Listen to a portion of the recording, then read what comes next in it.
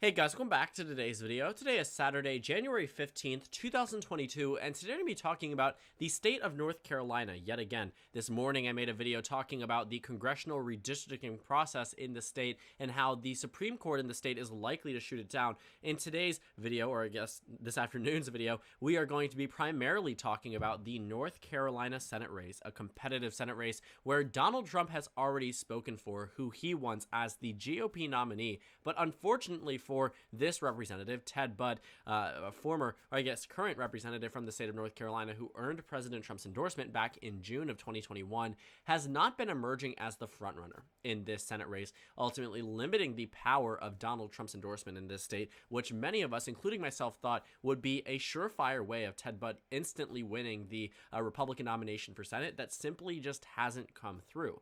Now, a lot has gone into the Senate race, a lot of thinking, a lot of candidate warfare here. You have Mark Walker, someone who was close to President Trump, also in this race. He actually was one of the huge proponents of President Trump and a former United States representative. You also have the former governor of the state, someone who has already won a statewide elected position, which means that he knows what he's doing, at least to a certain extent. But then he lost in 2016 on the same ballot where Trump won the election by 3.3%. Was unpopular, but not necessarily amongst Republicans. So Ted Budd has had some trouble.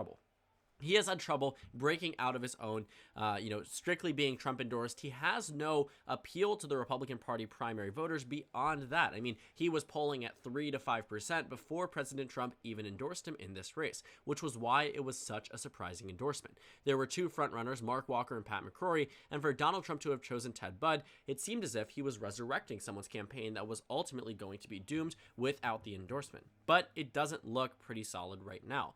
So seeing this endorsement, after Laura Trump had announced that she would not be entering the Republican primary because she actually wanted to stay with her family, but she did not rule out politics altogether. So it's very possible that she ends up entering into politics. But minutes after that announcement, I mean, quite literally minutes, President Trump announces that he will be endorsing Ted Budd in this Senate election. Now, the endorsement was meant to propel his candidacy. Ted Budd is a little-known representative and no one with, not necessarily anyone with any statewide recognition. And you saw an immediate bump, actually, with Ted Budd doing better in polls following President Trump's endorsement. Trump's endorsement was on June 6th, and in the polls that were taken following the endorsement, Ted Budd immediately rose to double digits. In April of 2021, he was at 9% and 5%. Then following Trump's endorsement, 19, 21, 25, 33, 47, but now, just a month later, he's back down to 21, 19, and in a one-on-one race between him and Pat McCrory in the event that Mark Walker drops out, and we'll talk about why that could be a possibility for our circumstance, simply because there has been discussion between Trump and Mark Walker and all of the candidates about carefully curating this race, not necessarily Pat McCrory, but between Ted Budd and Mark Walker and other members of Trump's inner circle. In the one-on-one race, in the event Mark Walker is out, Ted Budd only defeats Pat McCrory with the Trump endorsement by just 1 point. The best performance we have seen for Ted Budd was in the WPAI poll from December 19th through December 21st that found in a one-on-one race, Ted Budd would defeat Pat McCrory by 4 percentage points, received 47% of the vote. But keep in mind, Donald Trump is the one who endorsed Ted Budd in the first place. He should be carrying him over the finish line. And with that endorsement from Donald Trump, Ted Budd received the endorsement from Mark Meadows, from Dan Bishop, from, Jim Jordan. You have notable names and a bunch of statewide or state district elected officials, state representatives, state senators that immediately flocked to Ted Budd as a result of the Trump endorsement. You have, Club for Growth, Freedom Works, Gun Owners of America, National Border Patrol Council. You have Republican organizations here that are backing him. And yet the sole challenger and someone who is actually defeating Ted Budd in the majority of these polls is Pat McCrory, who has only received the endorsement from one person, Senator Richard Burr. Senator Richard Burr, the same senator that voted to convict President Trump on the Senate level when it came down to the impeachment trial. So that was actually such a big deal, and he was exiled essentially from the GOP in terms of his weight and political leadership, but he endorsed Pat McCrory, and that endorsement seems to be doing a little bit of justice. Obviously, Pat McCrory is very much carrying himself across the finish line, but at the same time, you have to recognize that there is a lot that goes into a Senate race, and people do care about what the outgoing incumbent has to say because it's someone they have known and voted for multiple times. I mean, Richard Burr has won re-election more than once, so he's someone who's been ingrained in North Carolina politics, and I think that people, especially on the Republican side, at least somewhat trust him in terms of his vision, in terms of what he wants for the state of North Carolina. So seeing the Republican Party in this position means that President Trump's endorsement really isn't hitting as well for the GOP and for Ted Budd as much as we originally thought. I mean, now he's coming down to a point where 6 months after the endorsement, nearly 6 months to a T, President Trump is calling a meeting with Ted Budd and Mark Walker, trying to get some type of deal here. He's telling Mark Walker, if you drop out of the Senate race, I will endorse you in a House race. You can return to the House of Representatives even against anyone. I will endorse you as long as you leave him. And he pledged to do it. He said, you know, you're in third place. You are not going to win this primary, so leave so my candidate can do better. But he doesn't seem to have decided to leave here. But it says Mark Walker has rumored for weeks to be considering a House run and has not formally announced his plans to drop out of the Senate race. The thing about this is that, you know, Mark Walker had not announced too early on before this decision was made. You know, seeing President Trump decide to argue with him about this point means that there is something going on. Donald Trump is afraid that this endorsement won't carry Ted Budd across the finish line. Otherwise, he wouldn't even have to make any type of deal. I mean, President Trump is in a position in many states where his endorsement is the gold standard. There is nothing more that needs to be said. Talking about, you know, individual Republican primaries. I mean, President Trump is the sole person to be speaking on it, and his endorsement carries so much weight, but it doesn't seem to be too effective in the state of North Carolina. And this threatens the GOP's possibility of victory in this state, a state that they have won in the past few presidential elections, every presidential election since 1976, with the exception of Barack Obama's landslide victory in 2008. And seeing the fact that the Republican Party is now divided within their own internal primary, with a former governor running against a U.S. representative, it looks like they're without direction. That honestly could be a fair assessment. You know, seeing the Republican primary polling data in the state of North Carolina, you see that it is very, very close. But Pat McCrory, when all the other candidates are thrown in, has the upper hand. Even in a one-on race, he's only losing by 1 point. Pat McCrory, if anyone, should have been the one exiled from the GOP after he lost an easily winnable governor election in 2016. I mean, if we want to take a look at his electoral history, it honestly is not impressive at all. He was the mayor of Charlotte, and then he ran in 2012 for the governor election. He won. He defeated Walter Dalton by an amount of around over 10 points, and this was better than Romney's performance in the state. I mean, Mitt Romney won the state of North Carolina by just about 2 percentage points, and here was Pat McCrory winning with 55% of the vote. But his performance as governor was what really halted his possibility of victory. What he did as governor was he just wasn't simply someone that people kept up to a good standard. So instead of voting for him the same way that they voted for Richard Burr on the Senate level, the same way that they voted for many other candidates on the statewide level as a response to that, because of Donald Trump being on the ballot, instead they decided to elect Roy Cooper, who went on to win re-election. His victory wasn't large. You know, Roy Cooper defeated Pat McCrory by just 0.2%, but to go from 55% and outpacing the top Republican nominee by nearly 10 points to actually underperforming by a significant amount is a testament to your electability. And that's why I'm surprised that Pat McCrory wasn't talked to immediately. Why they didn't go to Pat McCrory and say, you should not be in this race. You are not the electable Republican that we need. The good thing about Ted Budd is that he doesn't have a statewide loss behind his name. Pat McCrory does. And seeing that loss, seeing how Pat McCrory simply could not win in a year that was so beneficial for the GOP, again, continues to be that testament. Pat McCrory is not the electable Republican that people think he is, or at least maybe they don't think he is, but they hope him to be.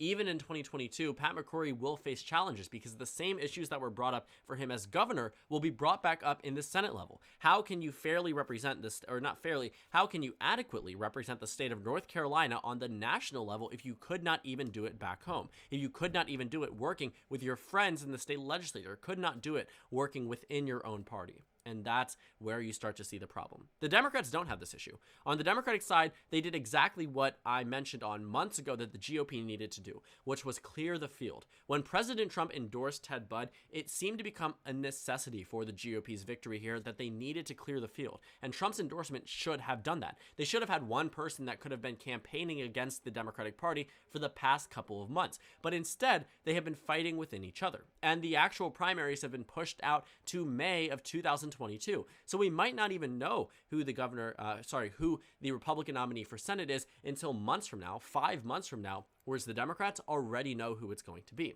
And it's going to be Cheri Beasley, who was the former North Carolina Chief Justice. She actually lost an election in 2020 by a very narrow amount. I mean, I'm talking, 400, 500 votes out of over 4 million cast. It was went down to the 1,000th place when it came down to the margin of victory for the GOP there. So she had a very good statewide run, did better than Joe Biden, and now she is the front runner. And she's the front runner because Jeff Jackson decided to drop out. He was a state senator, and he was a very recognizable name based off of his ads. He went viral on social media. He was able to capture a significant portion of the resist type of electorate to back him and send donations to him. But he withdrew in an effort to give Cheri Beasley more time to go against the GOP. The good thing about having a nominee and knowing exactly who it's going to be means that you have extra time, and the GOP simply does not have that extra time. And while 2022 is going to be a year that the GOP is going to be able to have some resounding victories, it just simply isn't impressive that Donald Trump's endorsement wasn't able to carry Ted Budd too far, down the line. I think that it definitely is a testament that Donald Trump isn't as influential as we might think. Obviously, there are always going to be races where Trump's endorsement is the gold standard, but it doesn't seem to be hitting here. And one thing that I do want to say is that in many races that Donald Trump endorses, he endorses the people who are already going to win.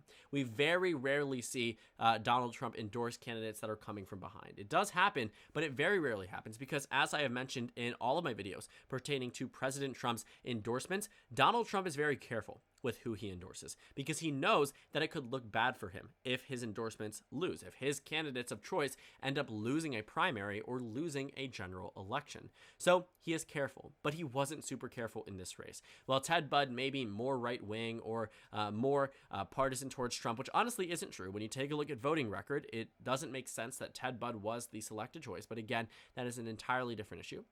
With maybe just the loyalty factor or something of that nature, Donald Trump found him and tried to rise him from the ashes. And while to an extent it worked in resurrecting a campaign that was likely going to be doomed from the beginning without the Trump endorsement, it isn't doing exactly what it needed to. Trump has played smart in so many ways, but this was not one of them. And it's only going to cause a divide within the GOP.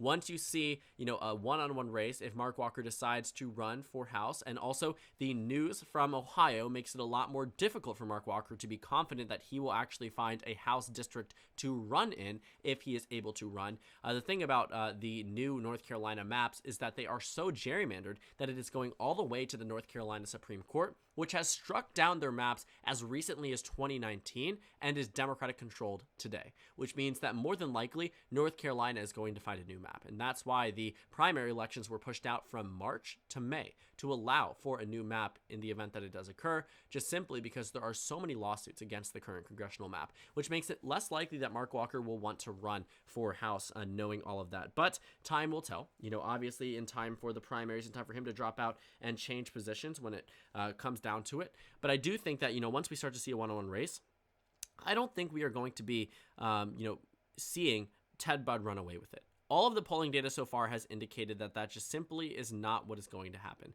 That the situation that we are in right now with Ted Budd and Pat McCrory neck and neck probably isn't going to change, at least dramatically. And that's just the harsh reality for Ted Budd. I mean, he is going to be facing off in a very competitive primary when he really should not be.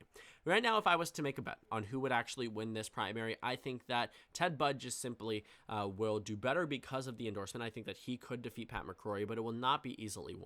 And I think it will damage the GOP's chances of victory in the general election. Again, having 6 extra months of campaigning would obviously be much better than only knowing just 6 months prior to the election about who your nominee will be. Things can change. I mean, maybe he could pressure Pat McCrory to drop out, Mark Walker could drop out, endorse Ted Budd, and then maybe that would change something about the electorate, change something about the way that people plan to vote. But the thing is, when everyone is counted in all together, you don't see Ted Budd take away from the group. This is not some type of significant performance. And if you actually want to see, in this same exact poll, the only one that has been published on Real Clear Politics, this poll from a Republican pollster finds that Pat McCrory wins a plurality. But on the same poll, just a question later for the 2024 Republican primary, 47% of people say they would vote for Donald Trump, 19% say Ron DeSantis, and you can honestly combine the two because one of them is not going to be running if the other does in all actuality. And, seeing the Trump endorsement impact, here's the thing. Just 50% of Republicans say, if President Trump endorsed a candidate for Senate, how would that impact who you would vote for?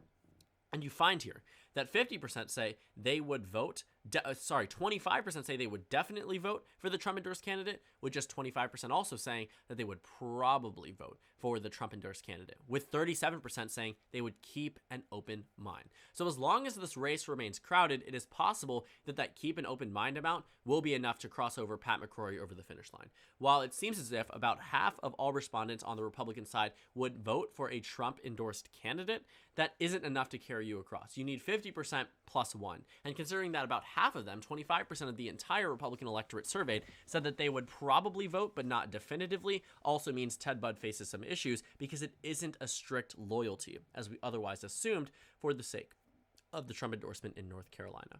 So thank you guys so much for watching this video. Make sure to comment down suggestions below. Subscribe on the left if you haven't already, and check out the Instagram and Twitter. At the bottom left of the screen, there's also a Discord server for you to go ahead and join. On the screen, there's a video you can watch, and then a playlist for my 2022 election analysis videos. Again, thank you guys so much for watching, and I will see you all tomorrow.